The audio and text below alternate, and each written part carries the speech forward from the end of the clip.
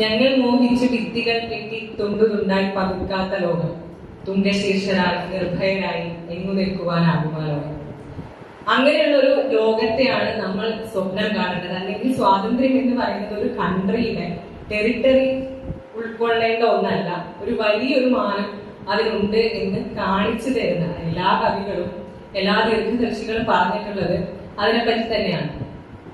അപ്പോ എന്തിനു വേണ്ടിയിട്ടാണ് why do we celebrate independence day എന്ന് ചോദിച്ചു കഴിഞ്ഞാൽ, ചെറുപ്പം മുതലേ നമ്മുടെ parents, our teachers, everyone told us that we are modeling the freedom struggle of the fighters. We are fighters.